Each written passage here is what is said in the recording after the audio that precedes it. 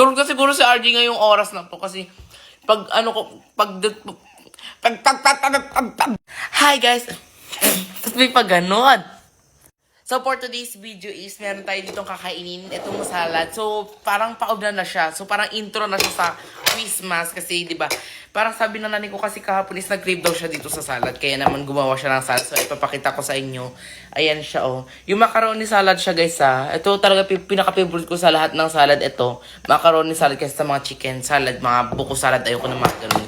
Mas gusto ko yung ganito, yung macaroni salad kasi ang sarap ng macaroni niya. Talang.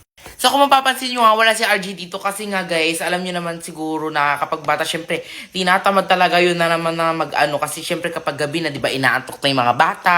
Ayan, sa buong maghapon na ginawa nila, na para bang mas pagod sila. Parang inaantok na siya, kaya nawalan na siya ng mag-video ngayong gabi. Kaya ako na lang, kaya sasamahan nyo na lang ako dito kumain ng kinamberlus. So ayun, bala ka din sa buhay mo. Siyempre, tatakpan na natin siya. Kailangan naman na iwan mo dyan nakabukas. Diba? Siyempre, lalanggamin naman yan. So, siyempre, lalagyan din natin yan siya ng condense. So, matamis na yung salad, pero lalagyan ko pa siya ng condense kasi parang, alam mo yung parang chill din siya, no? Parang plot twist naman, diba? Anong plot twist sinasabi mo? Bahala ka dyan sa buhay. Pero wag natin masyadong dadamihan kasi sobrang tamis na yan. Baka hindi ko na makain ng sover. Baka magda-diabetic na. Ay, charis, napakarami na nito. Ayan, naparamihan siguro to. Hindi siguro na naramihan ko talaga na sobrahan to. Yan. Pero okay lang naman yan kasi yung naman ko ng maraming tubig. Kasi maano na naman ako dito. Papagalitan na naman ako ng sofer light. So ayan. Tikiman tayo mo. Teka lang ha. So ayun, nagready lang nga pala ako dito ng maraming tubig ko kasi mamaya mag-collapse ako dito at ayun, palabang ko tong tubig na to. Diba? Ang dami na yan. Dito ko na talaga nilagay yan sa water bottle para naman maluluklok ko lahat to. Mamaya. So, tikiman time na natin kasi hindi ko na papatagalin to.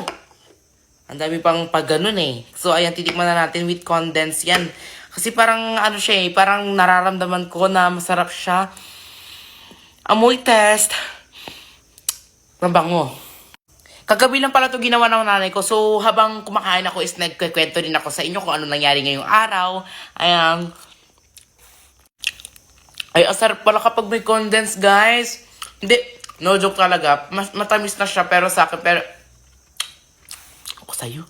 Yung salad, hindi siya masyadong matamis. So, okay lang naman lagyan ko siya ng condense. So, uunahan ko na kayo kasi alam ko naman tatanong yung sa akin eh. Kahit wala naman ako ka-update sa buhay ko. Charis. So, ayun nga.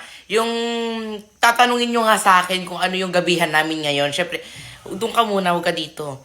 Nag-take out nga pala yung nanay ko ng Jollibee, yung bucket chicken kasi nga may pinuntahan sila ng lola ko. Kasama niya yung lola ko, nagpunta sila ng Bambang so may ginawa sila doon. Hindi ko alam kung anong ginawa nila doon. Tapos ayun, nag-take out lang sila ng bucket na Jollibee Chicken Joy para yun na yung gabihan namin. Ayun, pinapak na namin yung kasi naubusan yung kanin.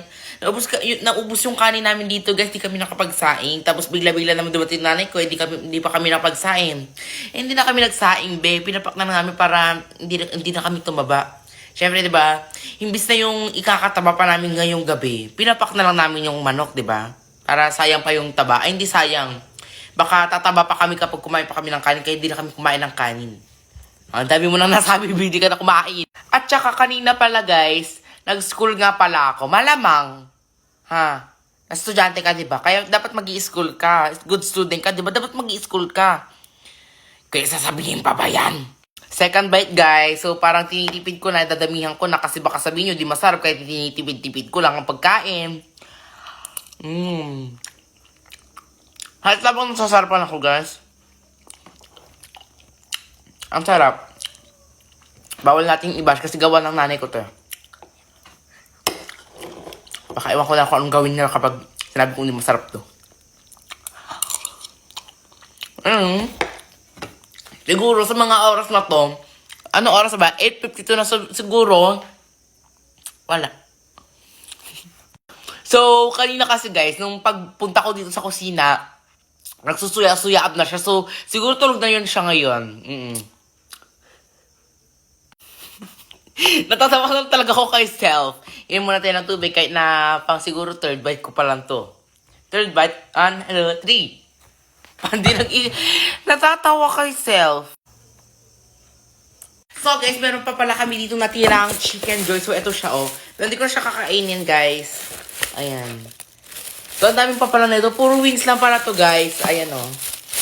Tapos, meron pa ditong gravy, pero paubos na siya. Ayan. Hindi ko na kailangan i-flex-flex pa yan. Sarang yung kinakain natin ngayon, eh. Pero, tik-tik nga muna ko ng balat onti. Kala mo talaga matitikim, eh. Siyempre, pag gilam natin lahat ng balat, hindi natin nila kakainin kasi akala nila nagugsul ko na yan. Ayan, nalagay ko muna dyan. Tapos kakain muna tayo ng salad. Salad kinuha mo, kakain ka ng ganun. Salad ibilag mo, kakain ka ng ganun. Ay! Pang ilang bite ko na kaya to, siguro mga nasa ano na to. Siguro mga nasa 10 na. Kaya titigil ko na siguro to. Serious na paghahalataan na. Tignan nyo naman ang gawa ng nanay. Ay! Ay! Sayang, be. Pero nagugas ako ng kamay ko, ha. Ang uhuin naman kung pagdidiskatchay pa, eh. Tignan nyo naman yung gawa ng nanay ko, guys, so. Ang creamy niyan. Siyempre. Pwede ko ba sabihin ano to? Matubig. May salad bang ganun matubig? Pero anyway, sarap naman to, eh. Siguro kulang lang dito, ano. Ang kulang dito, flashback. Charot. Ang corny ni Zep. Ayan, kakain na tayo.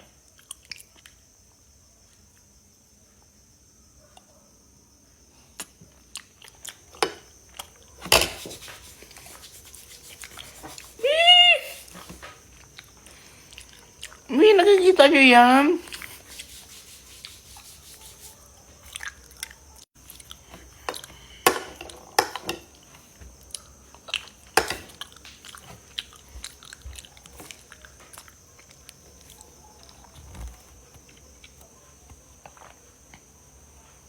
Guys, teka lang.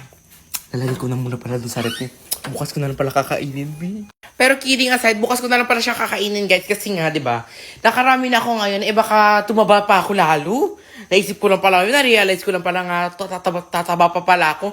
So parang naisip ko, na yung ikakataba ko ngayon, eh, bukas ko na lang ilalagay kasi mag-exercise na para bang totoo. Bukas ko na lang itutuloy ang pagkakain. So, ayun, kasi ang dami na sugar nung kinain ko. Tataba na naman ang tataba tong tao, the balls. Check ko muna nga pala si RJ kung tulog na ba siya. So, sabihin ko, kapag di pa siya tulog, mag-video kami, tignan mo, matutulog yan kaagad. So, guys, nandito sila. So, tulog na nga pala sila. Ayan, guys, so, tulog na sila. So, ayun si RJ, guys. Ayun siya.